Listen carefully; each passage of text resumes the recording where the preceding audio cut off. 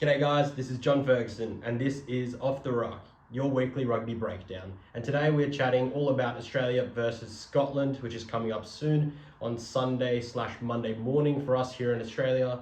It's going to be a third game on tour rather, and it could see us either end or continue our hopes for a Grand Slam. So without further ado, let's get straight into the team. Just going to whack it up here.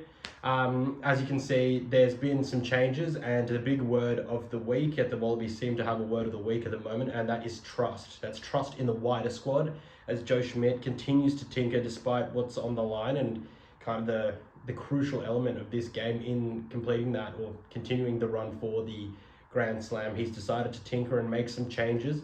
So the front row remains the same with Bell, Fassler and Alatoa. Still no Tupou, he's still nursing an injury. Joe Schmidt said in his press conference earlier today that he actually seemed as though he was fine to train later in the week, and he seemed to be ready for selection, but they've kind of made a rule throughout the whole year that if you're not okay to train throughout the full week, and that kind of starts on Tuesday, after review on the Mondays, then you're ruled out. And so that's a fairness, and also kind of making sure that everyone knows what roles they have throughout the week, and so there's no late surprises, and that has seen Tupou ruled out, but we should expect him back for Ireland. But that remains, that keeps Alan Alatoa there, but he loses the C next to his name, so he's not the captain for this week, but we'll go into that a bit later.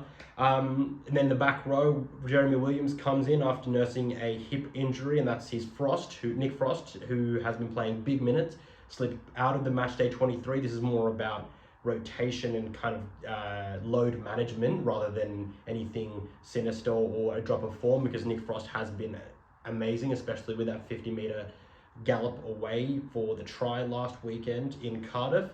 And then Will Skelton next to him partners him in the second row, and then you've got Rob Valentini slipping back into blindside flanker, and probably the biggest selection news is the dropping in or parachuting in of Carlo Tizzano, and that sees Fraser McWright as well rested alongside Nick Frost.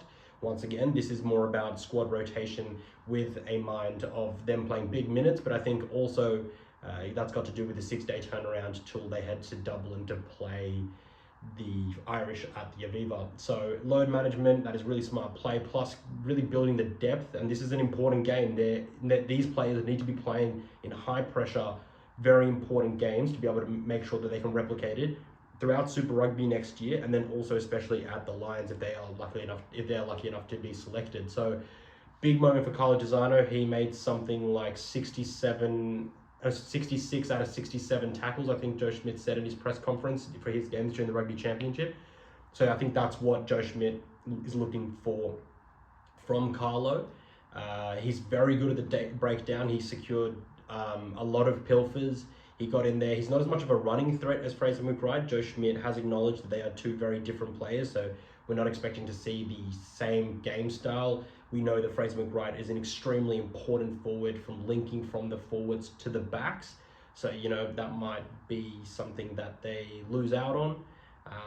But nevertheless, it's looking to be quite a cold day, and that may change the dynamics. It may also, it's an afternoon kickoff there, 3:40 p.m. if I'm not mistaken with the time difference. So that will make it more of a afternoon game. But there's still, due to the chill, there still might be a bit of dew on the ball. So the ground will be solid, but if they do get any rain in the days leading up to it, then it could turn into a little bit of a mud bath, but that remains to be seen. Continuing down the line, then you've got Harry Wilson back at number 8, and he's been given the captain's armband again. So he's taken that from Alan Alatoa. Joe Schmidt did toss up whether he would give it to Alan or Harry, but those two kind of seem to be natural leaders among the group, and the group have great faith in them. But he decided to reinstate Wilson, so take from that what you will. That sees Seru Uru drop out of the 23 altogether. Actually, he was brilliant last week, especially at line-out time, giving the Wallabies a taller line-out option. Especially with Skelton in there, who's not traditionally lifted. So that'll be interesting to see how the Wallabies balance that, seeing as they lose one of their taller options at the line out, and Uru is quite a good line-out operator himself. So we'll see how that affects their gameplay, whether they go to a different strategy about not kicking out at all, as they seem to have played a lot against England and Wales. They might just look to kick the ball long and allow Scotland to attack, considering that they have a slightly shorter line-out with Tizzano and Wilson, and along with Valentini there in the back row. Then at number 9, Jake Gordon reinstated after his head injury suffered against England. That sees Nick White drop out of the 23 altogether. Again, it's more about just load management, but Jake Gordon seems to be Schmidt's go-to man at number 9. Depending on how the game goes, we may see an injection of Tate McDermott slightly earlier than we have been. But we'll see how Joe feels and whether the game is starting to open up or whether it needs to open up and put some more speed on the ball.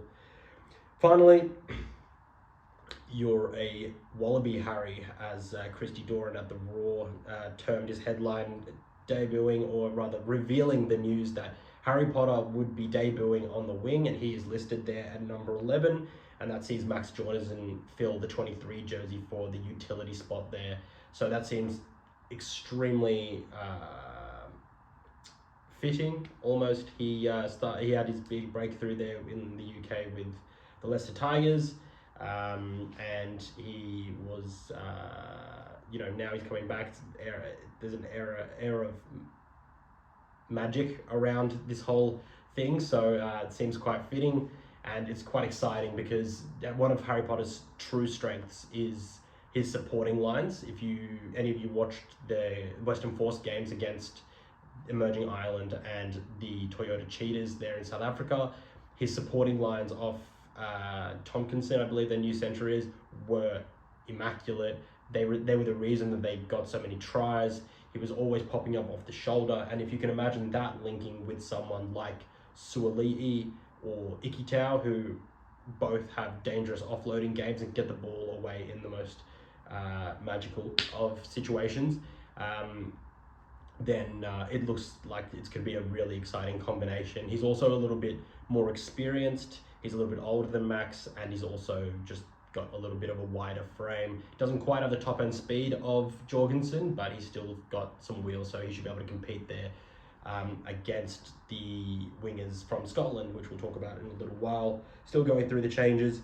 Isaac Kalia comes in for James Slipper on the bench, and Zane Nonga is there along with him for the reserve props, Brandon Apangamosa, etc. But really, I wrote a piece earlier this week for Rugby Pass where I said that effectively that Schmidt really needs to show some more, they need to give these young props some more time in the saddle, because they may well need to prove themselves and hold up against the British and Irish Lions next year if they are selected and if they continue their good form in Super Rugby, which they had this year. So these guys really need minutes. They need to show that they can compete. They need to show that they can especially compete at scrum time, because if Tupou goes down or Bell goes down or Toa, then one of these boys need to be ready to step up and make their presence felt at scrum time. And I feel to date, neither of them have really managed to make their presence felt at scrum time at test level. So with some more opportunity, we're hoping to see some more out of Kalia and Nongor. And that is effectively the side. So the side looks pretty good. It's exciting, but it's also a bit nerve-wracking. But like I said, I think the word of the week is trust. There's a few of the Wallabies that spoke throughout the week. Nick White, Lolosio, Skelton, Williams. There's a big element of trust in this group, and Joe Schmidt spoke about it as well in his press conference earlier today, where you've just got to trust that you're going to trust in the process, you're going to trust in each other, and then hopefully that will continue for the fans, like all of us. Continue to trust in the Wallabies and hopefully see the good times roll on. It was forecast to be raining in Edinburgh at Murrayfield for the game, but that is currently not the prediction. There was a precipitation chance earlier called out for about 85%, but that's changed. Since it's an afternoon kickoff, we may actually see a drier track than was originally forecast, which may see the game open up a lot. That actually doesn't necessarily play into the Wallabies' hands, because now that they've selected a slightly bulkier and less fleet-footed back row, then they're going to try to go up the guts. but we all know that with someone like Finn Russell at the helm for Scotland, he's mercurial, he can make anything happen from nothing. Along with Duhan van der Merwe, who's a giant winger, great under the high ball, and then you've got Darcy Graham, who's like a whippet on the wing, very much in the Cheslin Colby, Louis Bilbao, and also last weekend Tom Rogers build, where small, fleet-footed, tough, can slip through the smallest of gaps. That's going to be a handful for Kellaway and Potter, and especially Joseph Akuso-Suaalii, who's then back at outside centre for his third appearance rather. It's going to be interesting to see how they attack that channel, but the wingers especially, that's going to be danger time. Also, it seems like the Australians have developed, or rather evolved to deal with the new access laws, as they're being called. You'll be hear referees when the box kick or a normal regular kick goes up, the referee yells access, and that is to prevent players from running in and blocking the chase line from the chasers. Australia have actually adjusted quite well to that. Teams like Ireland have not adjusted quite as well, and that's where they came a little bit unstuck against the All Blacks. So it'll be interesting to see with the threat of Duhan van der Merwe, who's quite tall. I'm not quite sure how Darcy Graham is in the air, but because Tom Wright at fullback has been electric across the field and with ball in hand, I think there's been a bit of an overlooking of his high ball work, and that is probably an area Scotland will look to attack, especially with someone as big as Duhan and as fast as Darcy Graham. So expect a lot of balls to be dropped, high balls to be dropped on Tom Wright, because I think they see that as a potential opportunity, especially with the new access laws. For Scotland, another major thing with those two wingers being reinstated, you've also got Blair Kinghorn now moving back to 15, who was at on the wing for the South Africa game, and his actually preferred position is a fullback, and he's got great experience there.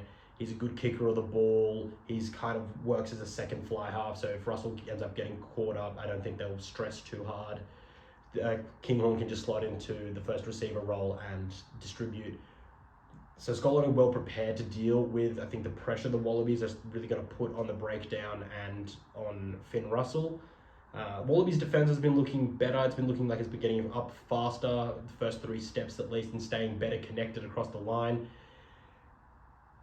One of the biggest threats, apart from the high ball, for the Wallabies appears to be the combination and the link between Joseph Akuso-Suaalii, Lenny Kitau, and whichever winger they have on their side. Because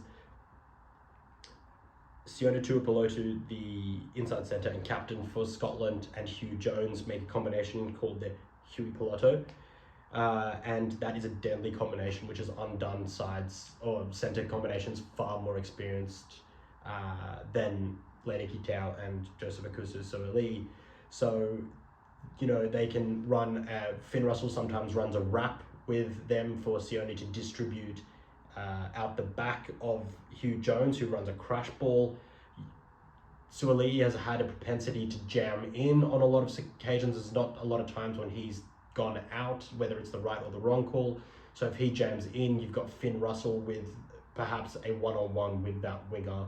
A 2-on-3 where he has Kinghorn outside him and Duhan or Darcy outside of him. So Joseph's been seen to do a lot of work. He did on his defence. He did some work after the Welsh game on his defence, that's specifically tackle tech. But I'm sure that Joe Schmidt's been well aware of this, because he's had a little bit to do with the Scottish players, coaching against them, not coaching them specifically. But so I can assume that there's been a lot of work by Joe Schmidt done to make sure that Joseph knows the cues and can read that better and communicate with Len if he needs him to slide on to Hugh Jones, so then Suaalii can be released to go out and take Russell wrapping out the back, or whether it's Kinghorn or however, to adjust that defensive habit that he's exhibited. He's carried that over from his time in league, and now he's just got to work on that as a defensive thing. but in attack, he looks like he's well sorted. He's well equipped to attack and potentially put some heat on the Scotland players. So that's going to be really exciting. Breakdown and the scrum are the key areas of the game. Carlo Tizzano has been put in there so he can go hard at the breakdown. He's not going to be the running type of back row as we've talked about. He's going to be there to make chop tackles and present opportunities to pilfer for other players and also pilfer for himself. He did great against South Africa, which is the world champions, not quite getting as much pay as perhaps he would have against another team, but we could assume with an Irish ref, I believe the breakdown is going to be refereed a little bit more harshly, and that actually may favour Tizzano as he goes hard over the ball. And then the scrum, it just depends. Scotland have decent depth across the scrum, so it just depends whether Akalia and Nongor can hold up the scrum for 80 minutes after Bell and Alaalatoa have done their piece. It'll be good that they have an experienced and bigger scrummaging hooker with them, Brandon Pangamosa off the pine, to be able to really cement and solidify that youthful combination and give them a little bit of guidance and direction when it comes to scrum time. And I think that oh, that's right. One of the interesting things that I've seen about today's squad is that the average amount of caps is 24 caps across the side. If you exclude Harry Potter, who's debuting, then it's 24 caps. So it's quite low, but it's better than we were at the start of the year. And you can also imagine that with the various players that are out due to injury, and also the ones that are being rotated for load management, that would increase. And Joe Schmidt said about Scotland, the Scottish side, that they're in that sweet spot. He said between 30 and 60 caps, and they've got maturity and experience because they're players that are about an average 25 to 30 years.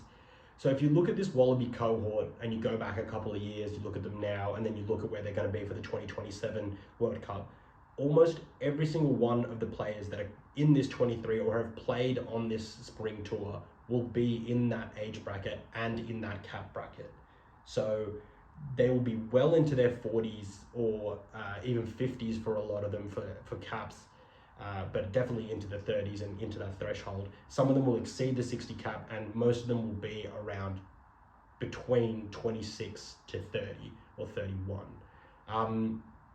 So it's really exciting. It's good to see that Joe Schmidt has, he's not just applying his logic elsewhere or just within the group. He's acknowledges game, and then he's also seeing what the potential of this current squad could be like in a couple of years for the home World Cup. My prediction is that the Wallabies will clinch it.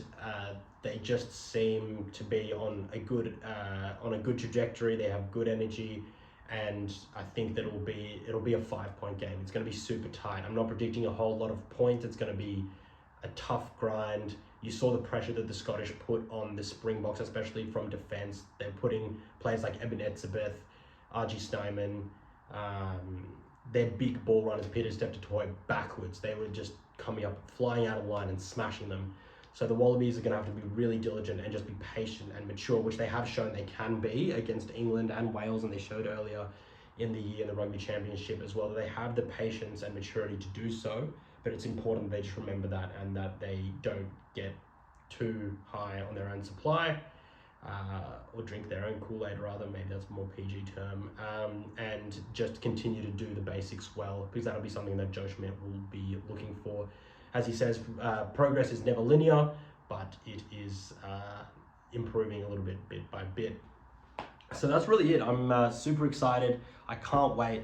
Apologies about my voice. I've just recovered from being sick, but hopefully my voice will sound a little bit better for the next time around. So there you have it. There's the teams. There are the changes, my prediction, and you'll be seeing a few of these episodes come out for the rest of the European tour. So we'll do one following the game, we'll do a review, and then we'll also do one in preparation for preview for the Ireland game, maybe a little bit of analysis as well. And then we'll also do a review of that game, the tour as a whole, and heading into the Christmas break, I think we'll continue to do some more Super Rugby content, but I'm super excited. So like I said, I'm a journalist. I freelance for the Raw and Rugby Pass. The Raw is here in Australia, and Rugby Pass, which is international. You can find my work under my own name, John Ferguson. The links to my profiles in both will be in the description below. Please comment, like, subscribe. It's just going to be me. I know that what I'm dealing with now, how I'm working this now, it'll only improve. I'll get some more props going, and I will get a mic, fingers crossed, soon.